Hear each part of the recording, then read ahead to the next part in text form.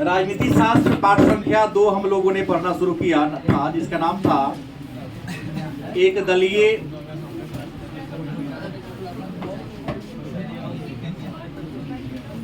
प्रभुत्व का दौर। पाठ का नाम क्या था? एक दलीय प्रभुत्व का दौर।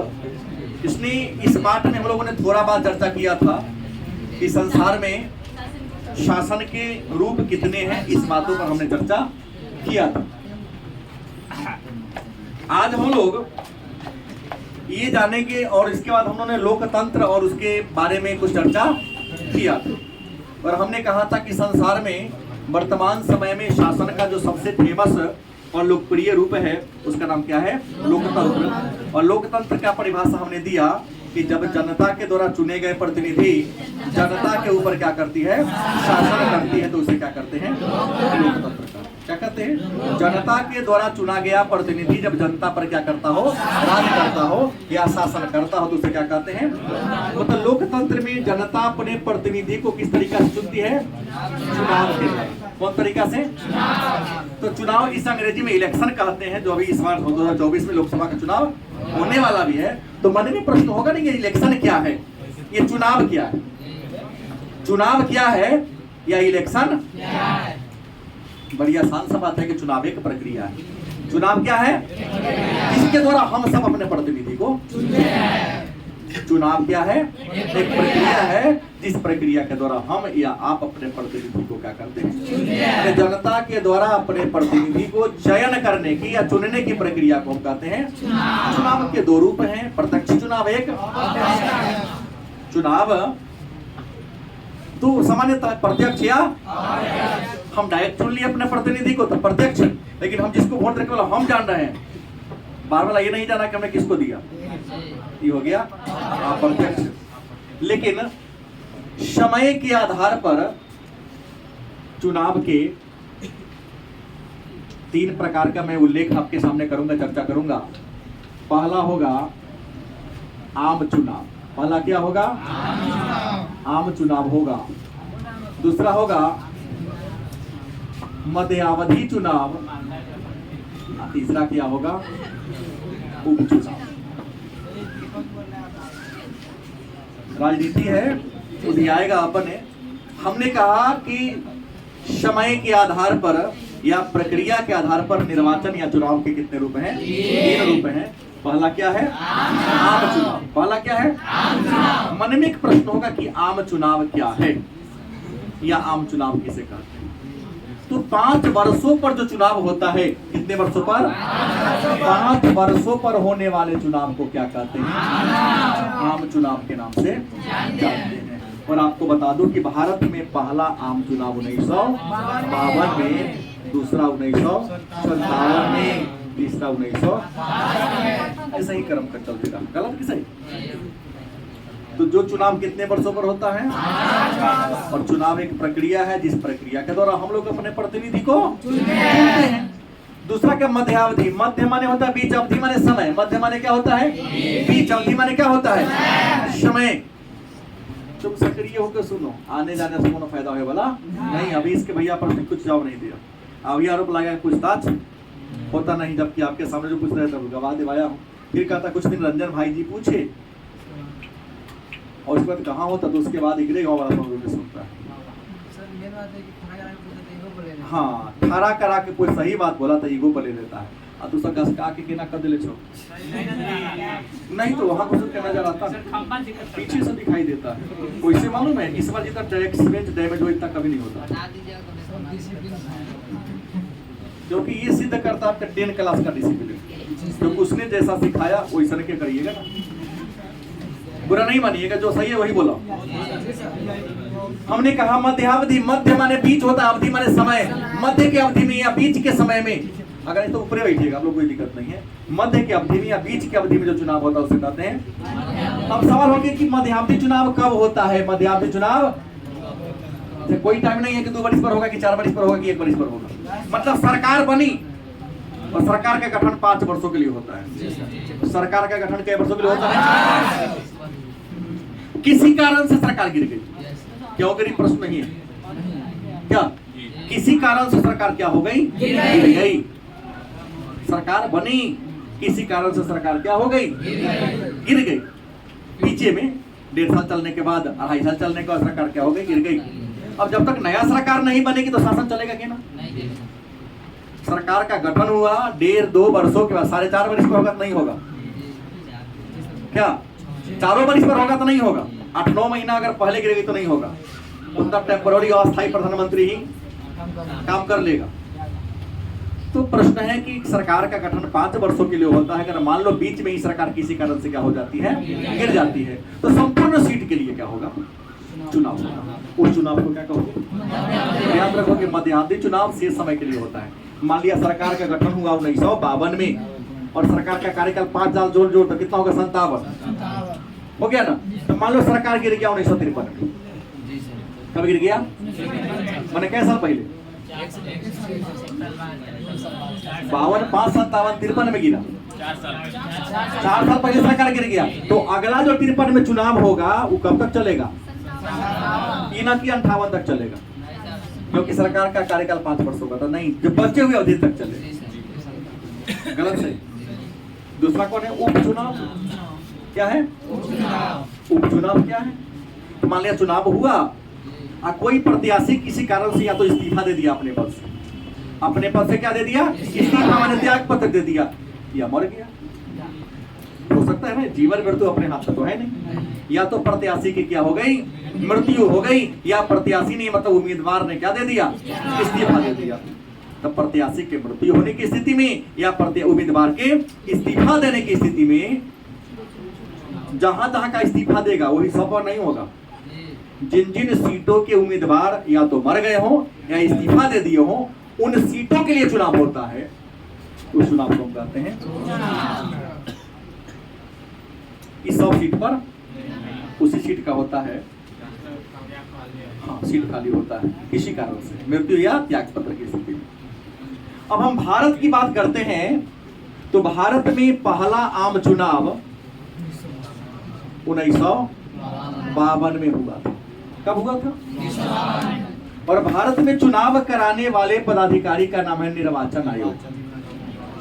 निर्वाचन चुनाव कराने वाली संस्था का नाम क्या है, और निर्वाचन आयोग के बारे में चर्चा संविधान के अनुच्छेद 324 से 327 तक है। क्या हो नवीन जी, आर्टिकल 324 से लेकर 327 तक निर्वाचन आयोग के बारे में चर्चा है। तो भारत में चुनाव कराने वाली संस्था का नाम क्या है, निर्वाचन आयोग या चुनाव आयोग। पहले निर्वाचन आयोग में एक ही आदमी होता था, जिसका नाम था मुख्य चुनाव आयुक्त। कौन होगा, मुख्य चुनाव आयुक्त। ये भारत में, देश में चुनाव कराने वाले सबसे बड़े पदाधिकारी है। ये सबसे बड़ी संस्था है। इस संस्था के हेड को मुख्य चुनाव आयुक्त के नाम से, और भारत के जो पहले चुनाव आयुक्त थे उनका नाम था डॉक्टर सुकुमार सेन। डॉक्टर सुकुमार सेन भारत के पहले चुनाव आयुक्त थे, और चुनाव आयुक्त की नियुक्ति भारत के राष्ट्रपति के द्वारा, किसके द्वारा, राष्ट्रपति के द्वारा की जाती है। और सामान्यतः कोई नेता नहीं होता है, ये सेवानिवृत्त शायद या सेवा अवधि में ही सेवारत या सेवा मुक्त कोई IAS, वरिष्ठ IAS पदाधिकारी होता है।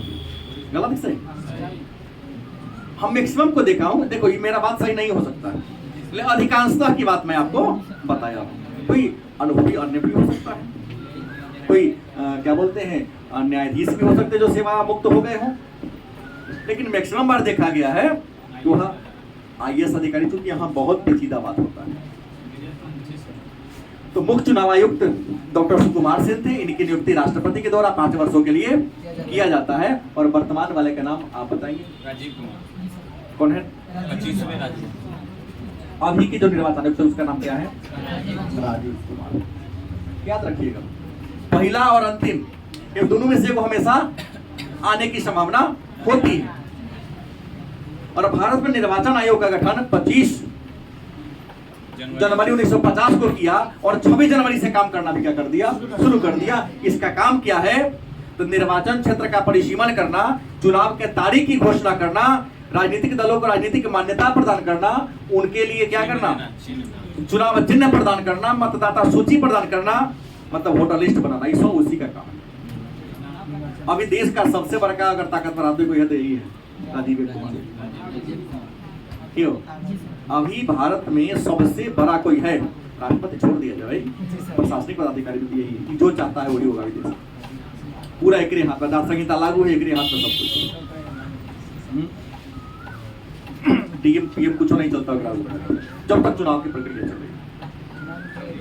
हाँ, फिर वो अपना प्रश्न तैयो है, बड़का है ही, लेकिन फिर सबका पावर ये हो जाएगा। तो ये हो गया, चुनाव 52 में हुआ।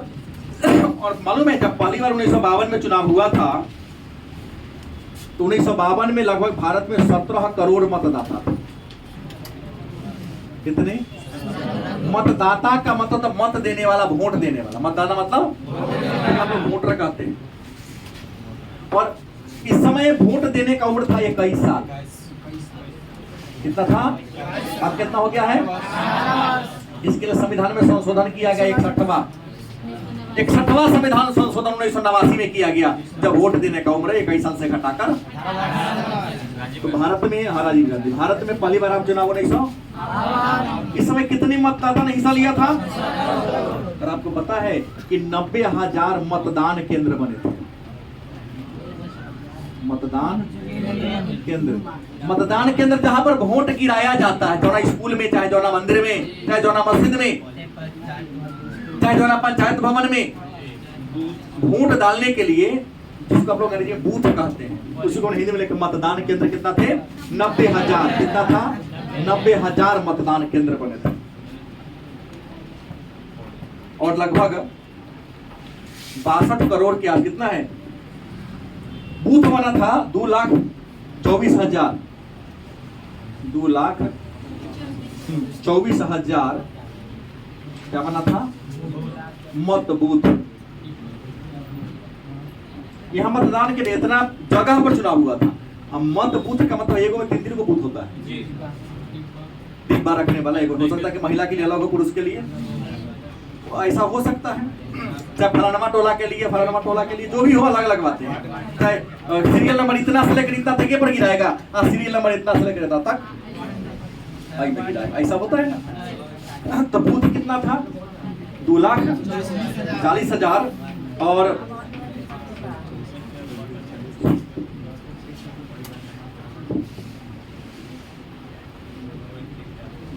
जोड़ लो, 2.5, 2.5, सैकड़ा, हजार, 10 लाख, 10 करोड़, 62 करोड़ मत पत्र बने थे,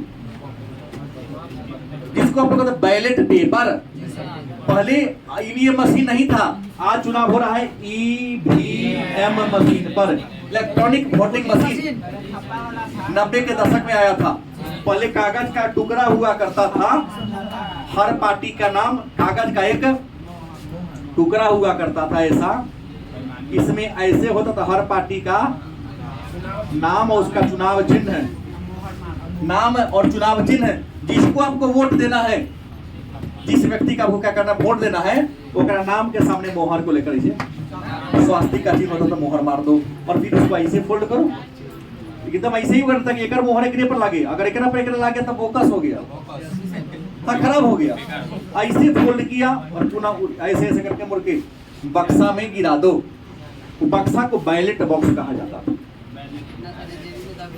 बैलेट तुम कहोगे तो हम बात थोड़ी ना लेंगे। तुम एको बार दिया, मैं कई बार दे चुका, क्या करा भी चुका हूं 1-2 बार। तो वहां से तुमको मोबाइल ले जाए नहीं देगा तो लाने देगा कि नहीं, कह सके ना, सोच लिया। व्यवस्था इतनी टाइट रहती है, क्या जी, लापरवाही करने को खनिये पकड़ के कार्रवाई करना शुरू कर देता है। हाँ, और वहां जाओगे कि मुखिया जी हमारी है, तो मुखिया जी को मैं देखा हूँ नील डाउन करा के दौड़ाते हुए, मुर्गी बनते हुए, कुर्सी बनते हुए मुखिया जी को, सफल साहब को भी मैं डीएन सेशन के समय में देखा। इसलिए मतदान केंद्र पर लापरवाही, वहां तो डीएम साहब की बेइज्जती हो जाएगी ना। तो इतना टाइटे कर दिए रहते हैं कि पता नहीं हिल सकता, दरखास्त हो जाएगा, सब परेशानी हो जाएगी। सब बैलेट बॉक्स डीएन सेशन के समय में आया था, चुनाव रियल में होता है। हाँ, बैलेट बॉक्स मैंने जो ना बक्सा में टीन के डिब्बा में इस बैलेट को मोड़ के रखा जाता है, उसे क्या कहते हैं? Ballot box. आपको बता दें वर्तमान समय में लोकसभा में 543 को सीट है, उस समय लोकसभा में 489 को सीट था। कितना सीट था? प्रथम चुनाव में कितना सीट था? 489, और 489 सीट के लिए 1800 उम्मीदवार खड़ा था। हाँ जोड़ना लो, इसको मान लो 500 5 15 3.5 को उम्मीदवार, एक सीट पर मोटा मोटी हम मान लेते हैं 4, एक सीट पर 4 उम्मीदवार में 3 को हरा, एक ही को जीता होगा। 489 को सीट था यहाँ पर, और इसी साल विधानसभा का भी चुनाव हुआ था। विधानसभा हर राज्य में होता है, और विधानसभा के लिए पूरे भारत में उस समय जितने राज्य थे 3200 विधायक थे।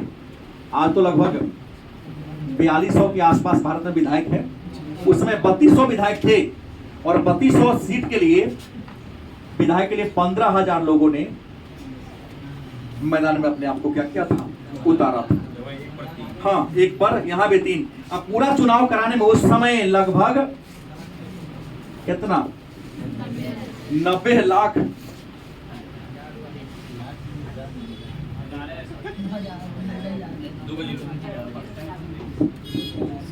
कितना लाख रुपया क्या हुआ था खर्च? हाँ तो बहुत ज्यादा होता उस समय, इसका बहुत ज्यादा क्या था, कितना खर्च हुआ था। और सबसे ज्यादा सीट यदि किसी पार्टी को मिली तो पार्टी कौन थी? कांग्रेस। कांग्रेस पार्टी ही सबसे बड़ी पार्टी, और दूसरी जो पार्टी थी साम्यवादी पार्टी।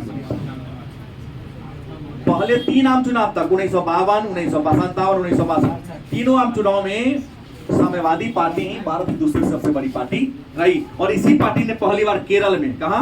केरल में 1957 के विधानसभा चुनाव में कांग्रेस पार्टी को क्या कर दिया था? चैलेंज कर दिया था। और वहां पर सरकार इस नंबूदरी ने अब वहां का मुख्यमंत्री के पद को संभाल लिया था। हमारे 59 में, 57 में चुनाव हुआ, उसके बाद 59 में तो हमारे नेहरू जी वहां पर कुशासन का आरोप लगा देते हैं, और वहां के सरकार को पद से हटाने के लिए क्या कर दिया था? राष्ट्रपति शासन लागू कर दिया था 1969 से। तो ये पहली बार आम चुनाव की कहानी। शेष इस पाठ में जो बचा, उम्मीद है हम लोग इसको कल की में करेंगे।